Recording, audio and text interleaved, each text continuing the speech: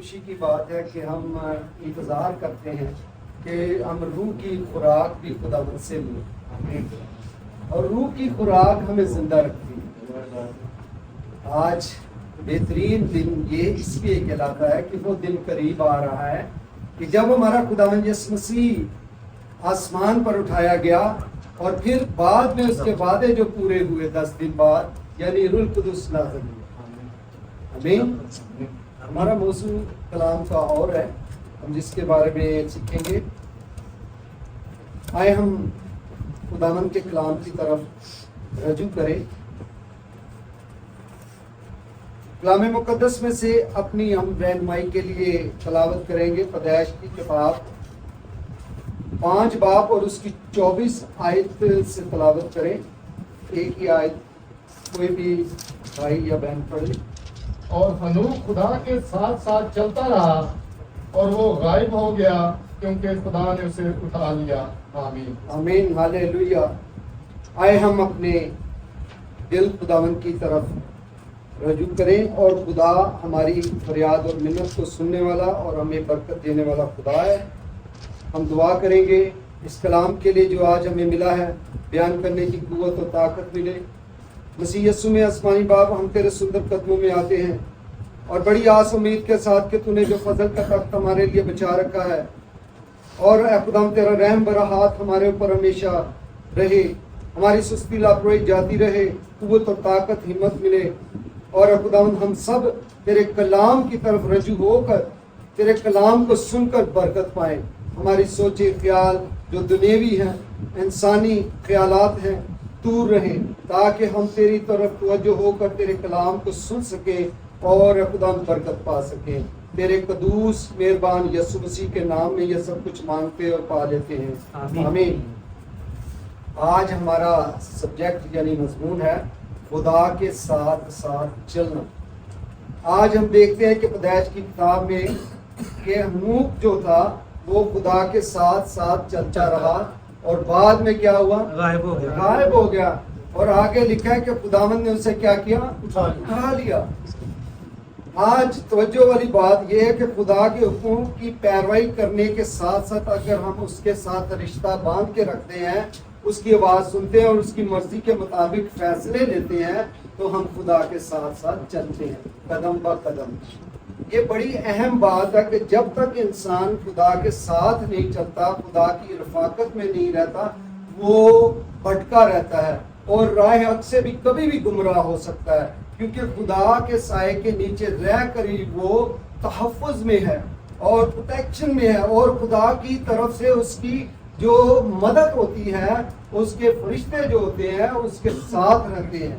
اسی لیے زبور کی کتاب میں بھی لکھا، 23 زبور میں 91 زبور میں یہ تمام باتیں جو لکھی ہیں یہ ہماری مدد اور ہمیں سنبھالنے کے لیے اور ہماری پیروی ہوتی ہے خدا کی طرف سے۔ آمد خدا کے ساتھ ساتھ چلتے ہیں۔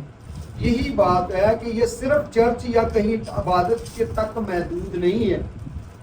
خدا کے ساتھ چلنا صرف چرچ یا عبادت تک محدود نہیں ہے، کالجوں اسکولوں میں دوستوں کے ساتھ اکیلے جانا آنا محدود نہیں ہے، بلکہ خدا ہر جگہ موجود ہے، اور ہم جو اس کے طالب ہیں اسے محسوس کرتے ہیں۔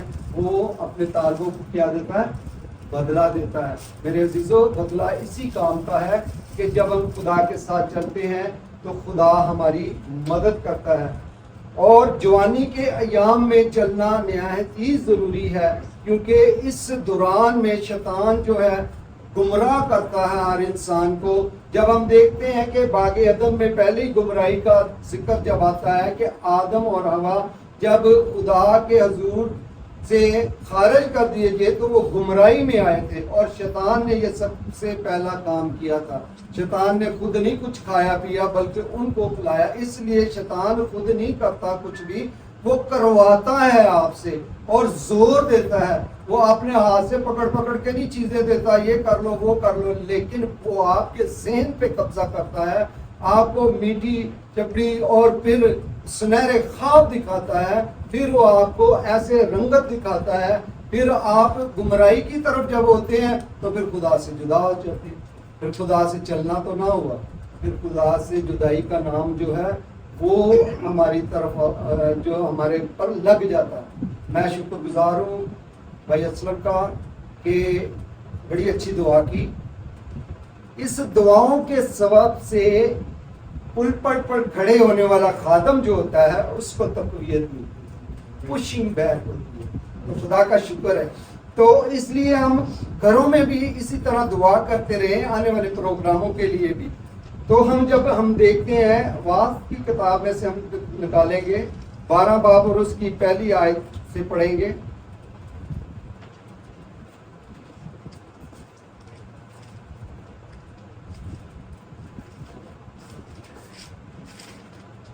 سلیمان کی لکھی گئی کتاب 12 باب پہلی آیت. اور اپنی جوانی کے دنوں میں اپنے خالق کو یاد کر جب کہ برے دن ہنوز نہیں آئے اور وہ برس نزدیک نہیں ہوئے جن میں تو کہے گا ان سے مجھے کچھ خوشی نہیں. جب کہ ہنوز سورج اور روشنی اور چاند اور ستارے تاریک نہیں ہوئے اور بادل بارش کے بعد پھر جمع نہیں ہوئے. آمین. جوانی کے ایام میں اپنے خالق انسان جو ہے اپنے خالق کو یاد, جوانی کے ایام میں انسان جو ہے بہت سے فیصلے لیتا ہے اور اس کے فیصلوں میں خدا کی اکثر مرضی نہیں ہوتی اور یہ اس کا گھمنڈ ہوتا ہے. آج کل تو میں دیکھتا ہوں کہ بوڑھے لوگ بھی جو ہے نا بوڑھے نظر آتے ہیں لیکن دل جوان ہی ہوتے ہیں. وہ زیادہ تر یہ بات ہوتی ہے ان کے دل میں, ہم کون سا بوڑھے, ہم بھی ہر ایک کام کو جو کرنے میں قادر ہیں, ہم نے اپنی مرضیاں کرنی ہیں, ہم تو یہ باتیں. اس لیے میں کہہ رہا ہوں کہ گمراہی میں ان کا بھی قدم ہوتا ہے اور نوجوانوں کو گمراہ کرنے والے بھی وہی ہوتے ہیں. اس لیے جوانی کے ایام میں وہ کہتا ہے کہ اپنے خالق کو یاد کر جبکہ برے دن ہنوز نہیں آئے اور وہ برس نزدیک نہیں ہوئے جن میں تو کہے گا کہ مجھے کچھ خوشی نہیں. یہ بات ہے کہ انسان جو ہے لڑک پن میں تو وہ ناسمجھی کا زمانہ بھی ہوتا ہے لیکن جوانی میں سمجھداری بھی ہوتی ہے.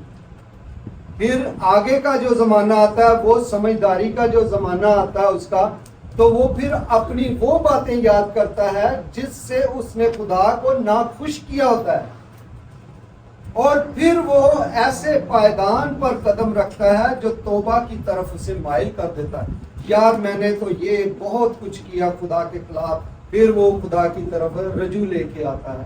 اور یہی بات ہے کہ جب ہم خدا کی طرف رجوع لے کے آتے ہیں تو خدا خوش ہوتا ہے تو ہم اس کے ساتھ ساتھ چلتے ہیں. پنجابی کی ایک مثال مجھے یاد آ گئی. پنجابی وچ جیڑا بھیڑ بکریاں چراندا انہوں عیالی کہندے نے تے بھیڑاں جیڑیاں دے پیچھے پیچھے جاندیاں. اے یقین کرو کہ ایک گل ہے کہ جدوں بھی بھیڑیا جیڑا ہے چلاک شیار جانور وہ جدوں بھی بھیڑ دا شکار کردا تو ماڑی نو پیچھے ویکھدا تے جیڑی پیچھے رہندی ہے نا اونوں پھڑدا کیونکہ جھنڈ چ کوئی بھی جیڑا ہے نا شکار کرن نہیں جاندا نہ شیر. انہوں پتہ ہے جے اب جھنڈ چ جاواں گا انہاں دے سنگ بھی ہے نے انہاں دی بھی ہے طاقت, لیکن وہ جیڑی سب تو پیچھے ہوندی ہے نا انہوں پھڑ لیندا قابو کر لیندا. بھیڑیا وہ کہندی مینوں کی مار کے کرے گا, مینوں کی مارے گا, میں تے اگے ماڑی ہاں, میرے تے ماس بوٹی بھی نہیں ہے تے میں تے ٹردی بھی دیڑیاں پئی رام رام نہ تے دیکھ میں تے کججی ہاں تے تو مینوں نہ کھا. جدوں میں چلی ہاں میں عیالی دے پیچھے پیچھے جا رہی ہاں تے اگے بڑیاں اگے چرا جدوں چراں گی کھاواں پیاں گی تے موٹی ہو جاں گی تے تو مینوں بلائے گا تے میں پھردی پھردی جدوں اتھے جاوے گا اجڑ تے اودے پیچھے تے تو مینوں آواز دے دی. کہندا پھر تیرا نام کی ہے؟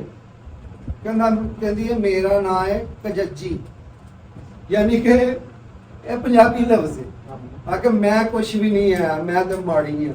تے وہ اس طرح ہوندا ہے کہ جدوں سیزن آندا تے وہ چردی ہے نال نال رہندی ہے عیالی دے نال نال تے بہت طاقتور تے موٹی ہو جاندی. تے انہوں پتہ ہوندا ہے کہ شکاری اتنے پھردے نے, شکاری بھی ہے یہ وہی جگہ تو آواز مارتا ہے کججیے کججیے, تو وہ سنتی ہے ਉਹ ਕਹਿੰਦੀ ਇੱਕ ਜੱਜੀ ਨਹੀਂ ਹੁਣ ਰਹੀ, ਇਸ ਜੱਜੀ ਹੋ ਗਈ ਏ, ਇਹ ਨਹੀਂ ਹੁਣ ਤੇਰੀ ਸੁਣਦੀ। ਉਹ ਯਿਸੂ ਦੇ ਨਾਲ ਚੱਲਣ ਵਾਲੇ ਲੋਕ ਜਿਹੜੇ ਨੇ, ਉਹ ਜਿਹੜੇ ਨੇ ਕਮਜ਼ੋਰ ਨਹੀਂ ਹੋਣਾ।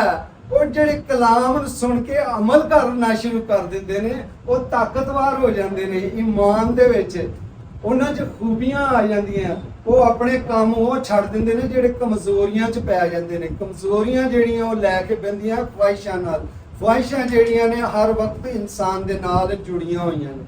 ख्वाह यहाँ पे है, ख्वाह पाकिस्तान में लोग रहते हैं और कहीं भी है, वो अपनी ख्वाहिशों के सबब से घिरे हुए हैं और नादीदनी जो चीज़ें हैं वो जो नज़र नहीं उन्हें आती और उनको देखने की कोशिश करते हैं।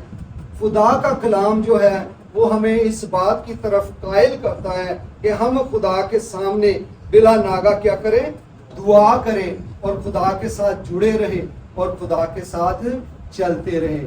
आज का मजमून क्या है? खुदा के साथ चलना, कदम ब कदम चलना। आप जब अपने बच्चे को देखते हैं कि वो दौड़ नहीं सकता, वो ज्यादा चल नहीं सकता, तो आप उसके हाथ को पकड़ लेते हैं और बच्चा भी जब समझदार होता है तो आपके हाथ को पकड़ लेता है मजबूती से, फिर वो गिरता नहीं। खुदा भी यही चाहता है कि आपके हाथ को पकड़ के रखे और आप अपना हाथ उसे पकड़ा के रखें। ये नहीं कि वो हाथ पकड़े तो आप खींचे पीछे की तरफ। खुदा के कलाम में से हम पढ़ेंगे एक हवाला, निकालें खत तस्नीकियों का 5 बाब और उसकी 17 आयत।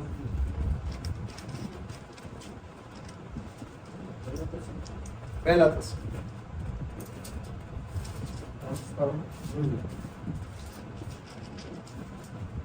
हर वक्त खुश रहो, बिला नागा दुआ करो, हर एक बात में शुक्रगुजारी करो, क्योंकि मसीह यीशु में तुम्हारी बाबत खुदा की यही मर्जी है। जब हम आमीन, शुक्रिया, जब हम बिला नागा दुआ करते हैं तो ये ही कुव्वत पाते हैं, चलने की ताकत बनाते हैं, अपने आप में स्ट्रांग होते हैं, चलना फिरना हमारे लिए इजी हो जाता है। एक्सरसाइज करने वाले क्यों एक्सरसाइज करते हैं? इसलिए कि उनके पाँव ना थके, ना उनके मसल थके, ना उनको कमजोरी हो।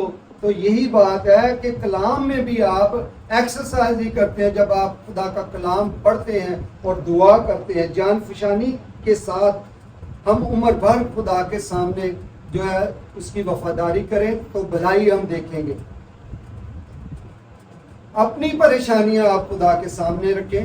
खुदा का कलाम हमें वक्त ब वक्त सिखाता रहता है और कलाम में ये लिखा है सब कुछ कि खुदा हमारे लिए मुहैया करने वाला खुदा है। हम निकालेंगे ज़बूर नबी की किताब, दाऊद नबी के ज़बूर में से हम निकालेंगे ज़बूर 119 और उसकी 5 आयत, 105 आयत।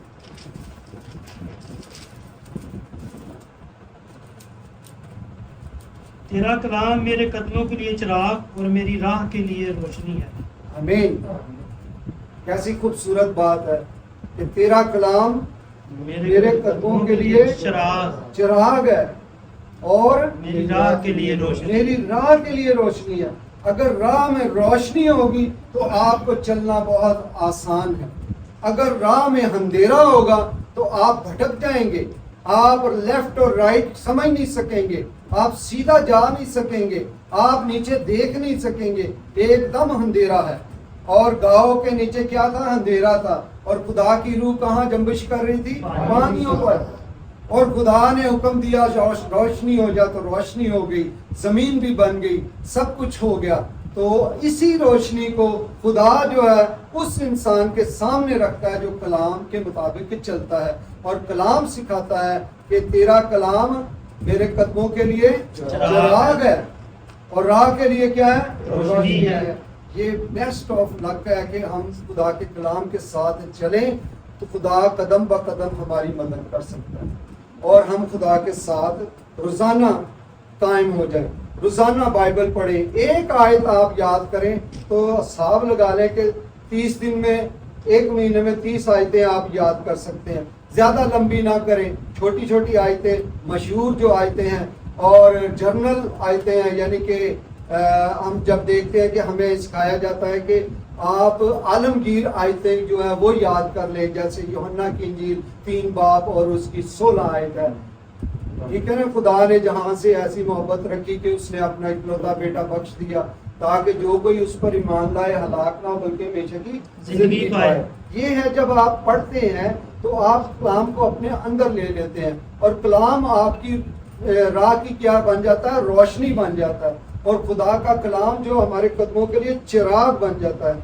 صحت تب صحیح رہتی ہے کہ اچھی چیزیں کھائی جائے، اور ایمان کی صحت تب اچھی رہتی ہے کہ بری صحبتوں سے بچا جائے. تو اب جب ہم بری صحبتوں سے بچتے ہیں تو ایمان کی بھی ہماری جو ہے ترقی ہوتی ہے. دوسرا ہم گناہوں سے بچتے ہیں. تو یہ اختیارات جو ہے خدا کے سامنے جو ہے وہ سب جو ہے کلام کے مطابق ہے، وہ ہمیں دیتا ہے تاکہ ہم اس کی راہ پر چل کر قائم ہو جائیں. آپ نے سنا ہوگا ایک مثال ہے، وہ باپ اور 2 بیٹوں کی. باپ اور 2 بیٹوں کی مثال آپ نے مسرت بیٹے کی مثال سنی. اس میں سے کچھ میں آپ کو ایسے پوائنٹ آج دینے لگا ہوں جو آپ کو حیران کریں گے. یقیناً آپ سنیں گے تو آپ کہیں گے شاید میں نے یہ پہلے نہیں سنا. جب شرٹ رکھوں گا، جب چھوٹا بیٹا اپنا مال اور متا لے کے چلا جاتا ہے، بچلی میں گزارتا ہے اور اجاڑ دیتا ہے دوستوں کے ساتھ مل کر، وہاں کال پڑ جاتا ہے. کال کے بعد وہ کہتا ہے کہ میں تو وہیں اچھا تھا اپنے باپ کے پاس ہو، اور بھوکا مرنے لگ پڑتا ہے. کپڑے پھٹ جاتے ہیں اور کھانے کو کچھ نہیں ملتا. سوروں کے ساتھ اس کو کام ملتا ہے تو وہ سور جو کھاتے ہیں وہی وہ کھانا اس کو ملتا ہے، کیونکہ وہ ایک بڑے شخص کے پاس جاتا ہے جس کے سور چرانے ہوتے ہیں اس کے باغ میں، اور پھلیاں وہی سور کھاتے ہیں وہی کھاتا ہے. پھر وہ پچھتاتا ہے اور درخت کے نیچے یا کہیں بھی بیٹھ کر وہ اس بات کو سوچتا ہے، پوائنٹ والی بات، کہ میرے باپ کے گھر میں نوکر بھی اچھا کھانا کھاتے ہیں، کیوں نہ ہو میں اپنے باپ کے پاس چلا جاؤں. پھر وہ ایک سوچ اور بتاتا ہے، میں اپنے باپ کو کیا کہوں گا کہ مجھے کیا کر اپنے نوکروں جیسا ہی رکھ لے، میں اس قابل نہیں کہ تیرا بیٹا ہوں. بات آگے بیٹا آ گیا اور بڑا بیٹا بھی ادھر تھا. جب یہ پہنچا تو باپ نے دیکھا تو اسے حکم دیا نوکروں کو، اسے کیا پہناؤ؟ انگوٹھی پہناؤ، صاف پوشاک پہناؤ، اور دوسرا ایک اس کے پاؤں میں جوتی پہناؤ. سب کچھ اس کو نیا کر دیا اس نے. لیکن اس کے دل میں کیا تھا؟ اس کے دل میں یہ تھا، بات سننے والی ہے جی، اس کے دل میں یہ تھا کہ میں باپ کو کہوں گا کہ تو مجھے نوکر ہی رکھ لے. عزیزو، بات آ گئی اس پوائنٹ کی. خدا ہمیں نوکر نہیں رکھنا چاہتا، خدا ہمیں غلام نہیں بنا کے رکھنا چاہتا. وہ ہمیں دوبارہ بلاتا ہے اپنے پاس ہمیشہ کی زندگی کے لیے. ہم ادھر سے نکلے باغ عدن سے تو کہاں پہنچے؟ آوارہ گدی میں اور تکلیفوں میں، مشکلوں میں. خدا پھر سے ہمیں بلاتا ہے اور کہتا ہے کہ تم میرے بیٹے ہو، اور وہ ہمیں سب کچھ دیتا ہے جو ہم سے چھینا گیا تھا. ہمارے باپ سے راستہ بازی لے لی گئی تھی، ہمارے باپ سے اختیارات لے لیے گئے تھے، اسے گناہ آلودہ جسم مل گیا تھا، وہ باہر چلا گیا. آج آپ دیکھتے ہیں کہ مکاشفہ کی کتاب میں وہ درخت جو حیات کا درخت ہے وہ کہاں ہے؟ اور حیات کا درخت جو خدا کا وعدہ ہے کہ وہ تو بند ہو گیا، لیکن اوپر حیات والا درخت مکاشفہ میں لکھا ہوا ہے. میرے عزیزوں، وعدے کے مطابق خداوند یسوع مسیح کہتا ہے کہ میں ادھر سے تمہیں کھلاؤں گا. اور میرے عزیزوں، یہ دیکھیں، وہاں تو ہم اب جا نہ سکے، وہاں ہمیں وعدہ مل رہا ہے کہ میں تمہیں کھلاؤں گا اور حیات کے چشموں سے کیا ہے؟ پانی پلاؤں گا. اب بڑا بیٹا آتا ہے باپ کے پاس، میں نے تو تیری خدمت کی اتنی، میں نے تو اتنے سال تمہاری نافرمانی نہ کی، میں تو تیرے ساتھ رہا، میں تو نوکروں جیسے تیرے ساتھ کام کرتا رہا. لیکن باپ اسے نوکر نہیں سمجھتا تھا، ساری جائیداد کا وارث اسے بنایا ہوا. آپ بھی اس کے وارث ہیں، آپ بھی اس کی ہر چیز کا استعمال کر سکتے ہیں. آپ میں پاور ہے، آپ شیطان کو جھڑک سکتے ہیں, اپنی خواہشات کو ترک کر سکتے ہیں, بھگا سکتے ہیں. ابلیس آپ کو آزمائے گا, ابلیس آپ کی طرف آئے گا, پر آپ جھڑک دیں گے, وہ دور چلا جائے گا. خدا یہی چاہتا ہے, آپ کو اپنے ساتھ ساتھ چلانا اور ان وعدوں میں لے کے جانا جو آسمان پر اس نے کیے اور زمین پر آ کر بھی اپنے بیٹے کے وسیلے سے ہم پر ظاہر کیے ہیں. نکالیں آپ یوحنا کی انجیل 14 باب اور اس کی پہلی آیت. تمہارا دل نہ گھبرائے, تم خدا پر ایمان رکھتے ہو, مجھ پر بھی ایمان رکھو. میرے باپ کے گھر میں بہت سے مکان ہیں, اگر نہ ہوتے تو میں تم سے کہہ دیتا, کیونکہ میں جاتا ہوں تاکہ تمہارے لیے جگہ تیار کروں. اور اگر میں جا کر تمہارے لیے جگہ تیار کروں تو پھر آ کر تمہیں اپنے ساتھ لے لوں گا, تاکہ جہاں میں ہوں تم بھی ہو. آمین. کون سی جگہ؟ آسمان پر, عالم بالا پر جگہ. جو جگہ ہمیں نیچے دی گئی تھی وہ جگہ ہماری نہ رہی. ہم اس دنیا میں پردیسی اور مسافر بن گئے ہیں. اصل وطن ہمارا آسمان پر بن گیا ہے. ہم آسمانی مقاموں کے لوگ ٹھہراتے ہیں. وہ ہمارا باپ بن گیا ہے, اس نے اپنی قربت ہمیں دے دی ہے. اور یہ سب کچھ کس کی وجہ سے ہوا؟ اس کے بیٹے ہمارے خداوند یسوع مسیح کے وسیلے سے. اور اس نے اپنی جان دے کر ہمیں مخلصی دی. شریعت کے تقاضوں کو پورا کر کے ہمارے بدلے میں اس نے اپنی جان دے کر ہمیں رہائی بخش دی اور ہمیں باپ کے ساتھ میل ملاپ کی خدمت ہمارے کیا کی سپرد کر دی ہے. میرے عزیزو, یہ بات ہے کہ خدا چاہتا ہے زندگی میں آپ کے کہ آپ اس کے ساتھ ساتھ چلیں, کیونکہ کلام میں لکھا ہے, یہ ہم دیکھتے ہیں 17 باب کی 30 آیت میں. اعمال کی کتاب 17 باب 30 آیت نکالیں.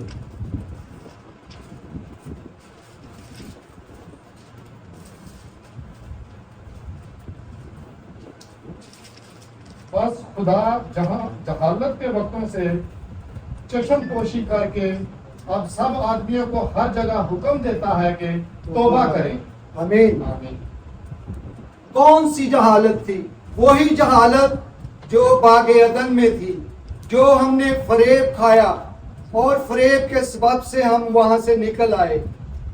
آپ سمجھتے ہوں گے کہ وہاں 2 تھے, وہاں 2 نہیں تھے, ہم سب ہی اس میں تھے اور ہم سب اس میں شامل ہو گئے اور ہم سب پر وہ قانون اور ضابطے اور شریعت کے تمام حکام جو ہمارے سر پر آ گئے وہ 2 میں سے ہی ہم پر اوپر آئے. ہم ان میں ہی تھے. اگر ہم دیکھیں تو کئی سالوں پہلے ہم جب دیکھیں کہ میں اور پاسٹر شہزاد تھے, ہمارے تو شادیاں بھی نہیں ہوئی تھی, لیکن ہمارے بچے کہاں تھے؟ کوئی نہیں تھے, لیکن نظر نہیں آتے تھے دنیا میں, لیکن وہ ہم میں ہی تھے اور خدا نے ان کو پیدا کرنا تھا.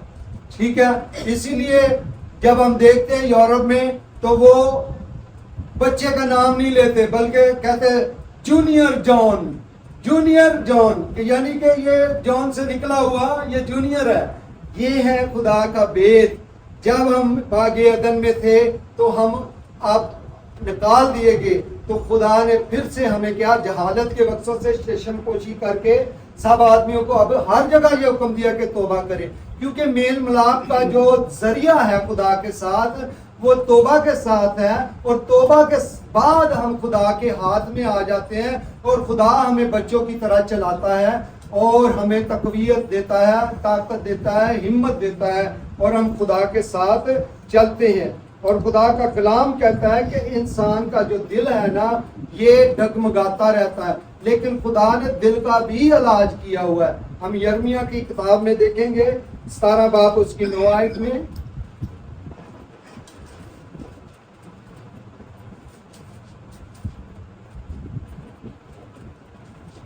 دل سب چیزوں سے زیادہ ہیلا باز اور لا علاج ہے, اس کو کون دریافت کر سکتا ہے؟ میں خداوند دل و دماغ کو جانچتا اور آزماتا ہوں تاکہ ہر ایک آدمی کو اس کی چال کے موافق اور اس کے کاموں کے پھل کے مطابق بدلا دوں. آمین. یہ ہے ہم پر بیت کھلا ہے کہ دل جو ہے انسان کا ہیلے باز اور لا علاج ہے, لیکن انسان کے پاس اس کا علاج نہیں ہے. کہتے ہیں نا کہ کوئی آدمی جاتا ہے ڈاکٹر کے پاس تو وہ ڈاکٹر چیک کر کے کہتا ہے بھائی میرے پاس تمہارا کوئی علاج نہیں، میں تمہارا کوئی علاج نہیں کر سکتا۔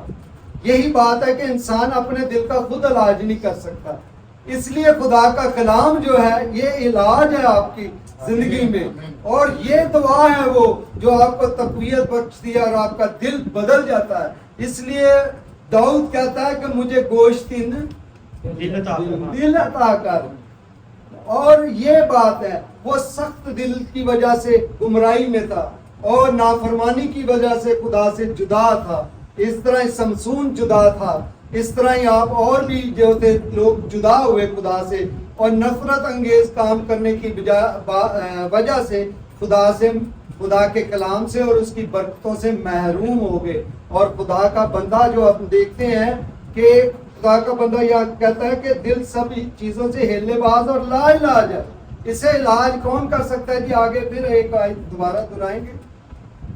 اس کو کون دریافت کر سکتا ہے؟ میں خدا ہوں، دل و دماغ کو جانچتا اور آزماتا ہوں، تاکہ ہر ایک آدمی کو اس کی چال کے موافق اور اس کے کاموں کے پھل کے موافق بدلہ دوں۔ آمین۔ کون بدلہ دے سکتا ہے؟ خداوند دے سکتا ہے، اور خدا کا دیا ہوا بدلہ جو ہے ہمارے لیے مفید ہے۔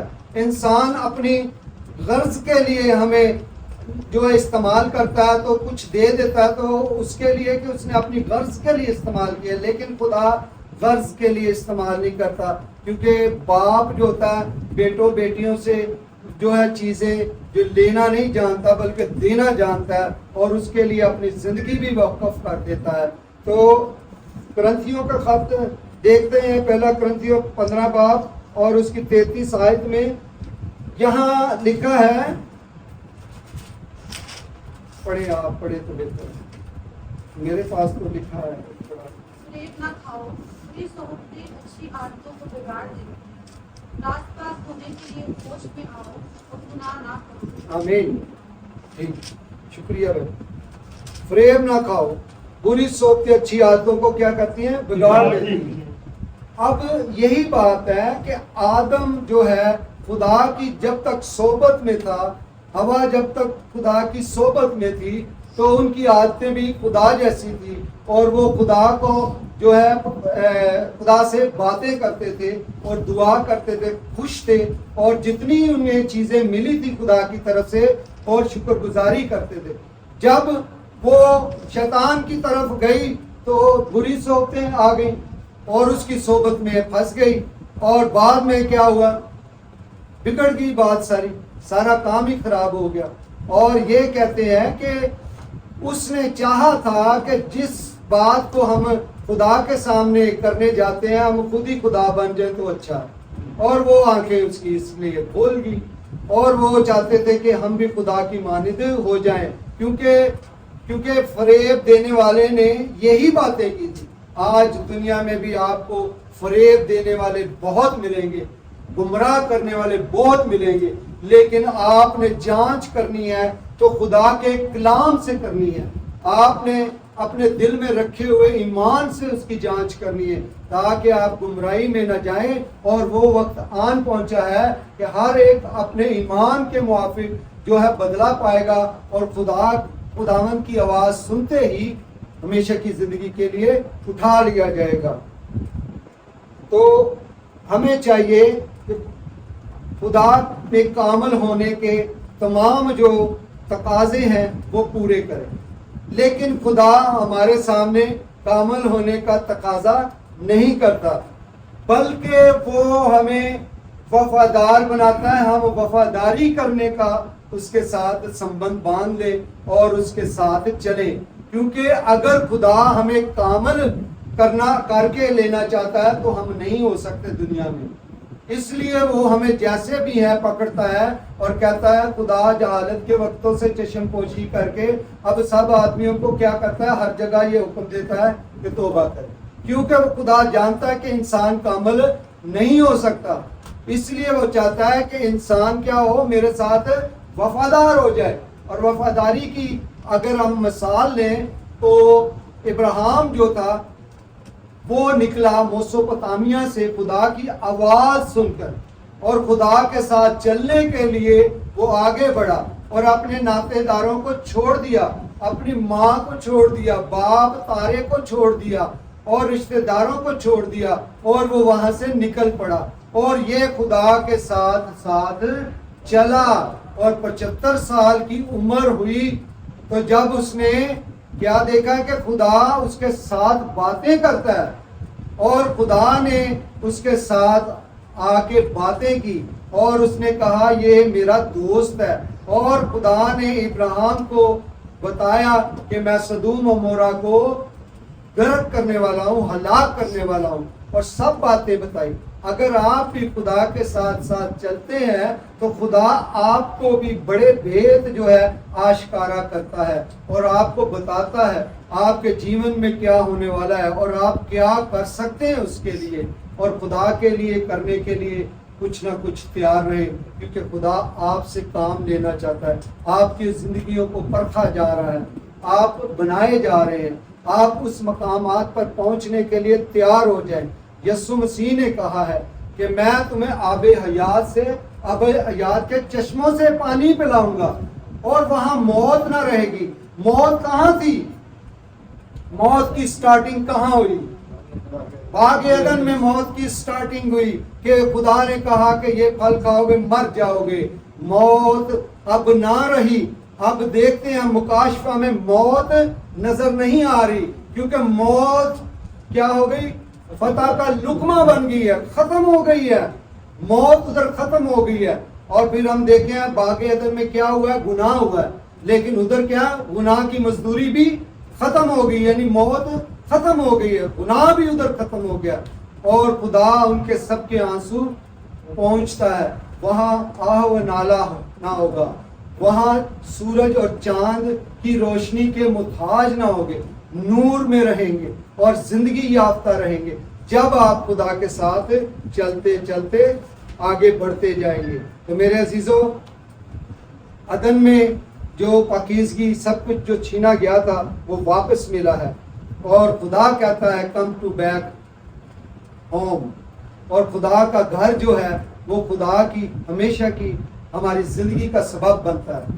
آپ یہاں آتے ہیں، ایک ہفتے کے بعد آتے ہیں، کچھ لے کے جاتے ہیں، کچھ سمجھتے ہیں اور کچھ کر کے دکھاتے ہیں تو خدا آپ کے ساتھ ساتھ ہے اور خدا آپ کے ساتھ ساتھ ہے اور آپ بھی خدا کے ساتھ ساتھ ہیں۔ یقیناً یہ بات ہے کہ آپ بھی پھر خدا کے ساتھ ہیں۔ وہ اپنا فدیہ دے کر چلا گیا اور ہمیں میل ملاپ کی خدمت ہمارے سپرد کر گیا اور حیات کے درخت کے پاس آنے کا راستہ بھی کھول گیا اور کہتا ہے خداوند یسوع مسیح دیکھ میں جلد آنے والا ہوں اور ہر ایک کے کام کے موافق دینے کے لیے اجر میرے پاس ہے۔ آپ نے خدا کے ساتھ ساتھ چلنا ہے۔ جیسے بچہ آپ کا پیچھے سے آواز دیتا ہے، ماں کہتا ہے یا باپ کہتا ہے، دوڑ کے آپ کی طرف آتا ہے، آپ اس کا ہاتھ پکڑ لیتے ہیں، پھر وہ آپ کے ساتھ ساتھ چلتا ہے۔ اسی طرح ہمیں خدا کے ساتھ ساتھ چلنا ہے ہمیشہ کی زندگی کے لیے اور اپنی رہائی کے لیے، دوسروں کی بھلائی کے لیے اور بہتر زندگی گزارنے کے لیے۔ خداوند اپنے پاک کلام کے پڑھے جانے پر، سنائے جانے پر برکت بخشے۔ آمین۔ دعا کریں، آنکھیں بند رکھیں۔ اے آسمانی باپ،